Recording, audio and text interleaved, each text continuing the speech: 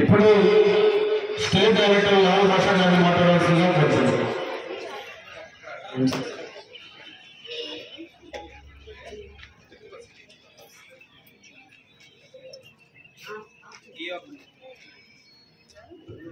ఈ యొక్క కార్యక్రమానికి అధ్యక్షత వహిస్తున్న పెద్దలు మరి సుబ్బారెడ్డి గారికి, వైఎస్ఆర్ రాజశేఖర కార్యక్రమానికి ముఖ్య అతిథులుగా విచ్చేసిన జనమోహన శాఖ మంత్రులు శ్రీ అంబటి రాంబాబు గారికి, అలాగే సీనియర్ నాయకులు పక్కాల గిరిబాబు గారికి, మన ఊరి కనీసం చర్చలు జరిగిన మర్యాదలు కూడా ఓపెన్ చేసే పరిస్థితి లేదు.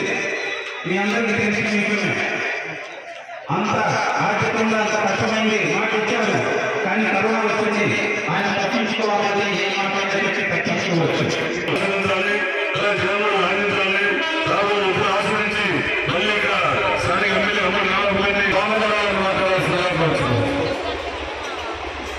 నేను ఈ సభకు అధ్యక్షత వహించినటువంటి మరి సుబ్బారెడ్డి గారికి, పెద్దలు నేను ముఖ్య అతిథి రాష్ట్ర జనవరం శాఖ మంత్రి శ్రీ అంబటి రాంబాబు గారికి, అదేవిధంగా సీనియర్ నాయకులు పట్టాల శ్రీబాబు గారికి, రాష్ట్ర లింగారెడ్డి గారికి, ఎంపీపీ రాజ్యలక్ష్మి గారికి, అదేవిధంగా మ్యూనిసిపల్ చైర్మన్ గారికి, డాక్టర్ పురుషోత్తం గారికి, అందరికీ పెద్దలను ధన్యవాదాలు తెలుపుకుంటూ రాష్ట్రంలోటువంటి ఎంపీపీలు ఇంకా ఇతర పెద్ద అధికారులు అనధికారులు అందరికీ ముందుగా నా హృదయపూర్వకమైన నమస్కారాలు. కొద్దిగా సౌండ్ గురించమ్మా. ఎంతసేపు గురించి ఒక గంట అయిందా? ఎంతసేపు పడడం పొడగంట కదా, ఇంటికి అన్నాలు ఉండడం కదా, అందుకని నాకు అనుమానం ఉంది. 2 గంటలు నేనే ఇంటికాడ న్యాయం పెట్టాడు అనుకుంటా. సో చాలాసేపు వచ్చి నేను కూడా ఎక్కువసేపు మాట్లాడి నేను విశ్లేషించాను, కానీ కొన్ని విషయాలు మీకు చెప్పాలనే ఉద్దేశంతో మిమ్మల్ని అందరినీ ఇక్కడికి పిలిచాం. డ్వాక్రా మహిళల రుణమాఫీ విషయంలో చివరి విడతగా జగన్మోహన్ రెడ్డి గారు రాష్ట్రంలో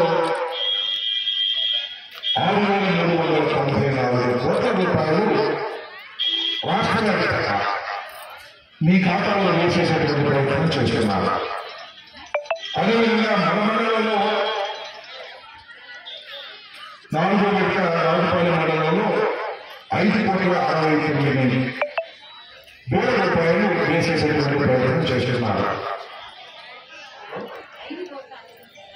5,69,00,000. ఇది 4వ విడత. ఇంతకు ముందు 3 విడతలు వేశారు. ఆ 3 విడతలు మీ ఖాతాలోకి వచ్చాయా? వచ్చిన వాళ్ళు ఒకసారి చోటు పెట్టండి. శభాష్. ఈ 4వ విడత మీ ఖాతాల్లో వేసినటువంటి డబ్బులు ఇచ్చిన మాట నిలబెట్టుకోవడం కోసం తప్ప మీ ఓట్ల కోసం కాదని మనం చేస్తున్నాం. ఇచ్చిన మాట నిలబెట్టుకోవాలనే తాపత్రయంతో ఎందుకు ఓట్ల కోసం కాదని చెప్తున్నానంటే, మాకన్నా ముందు ఉన్న ప్రభుత్వం, తెలుగుదేశం ప్రభుత్వం అనేక హామీ ఇచ్చి నెరవేర్చలేకపోయింది. ఎన్నికలకు ముందు మాత్రం పసుపు కుంకుమ వేశారు.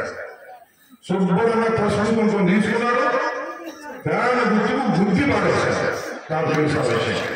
ఎందుకంటే 20,800 ఓట్ల మెజార్టీతో నేను గెలిచా. 924 ఓట్లతో 2014లో ఓటమి పాలయ్యా. జగన్మోహన్ రెడ్డి 151 నియోజకవర్గాలు డంకా బజాయించి గెలిచి ఈ రాష్ట్రానికి ముఖ్యమంత్రి అయ్యారు.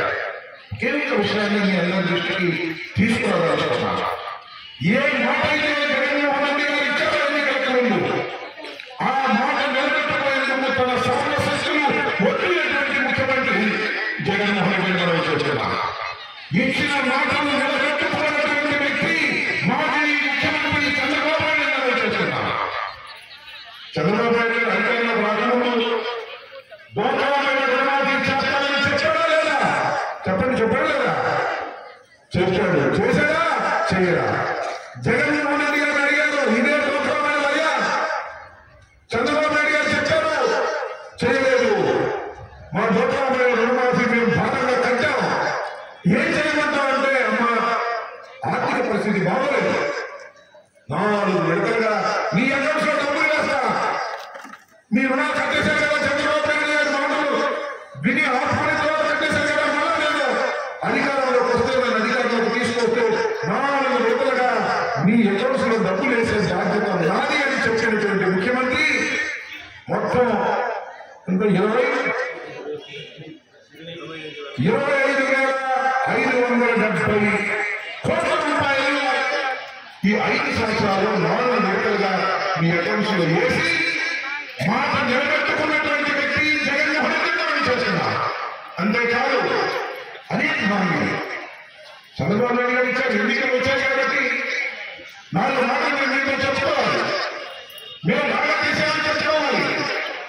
బాగా చేసామని మీరు చెప్పుకుంటే నమ్ముతారా? చేసేదే నమ్ముతారు, చేసుకుంటే నమ్మరు. చంద్రబాబు ఏం చేశాడు? 5 సంవత్సరాలు ముఖ్యమంత్రిగా ఉన్నటువంటి చంద్రబాబు నాయుడు గారు రుణమాఫీ చేస్తారని నమ్మించి మోసం చేశారు. అంతే చాలు. 87,000 కోట్ల రూపాయలు, ఒకటి కాదు 2 కాదు, 87,000 కోట్ల రూపాయలు రైతు రుణమాఫీ చేస్తారన్నాడు.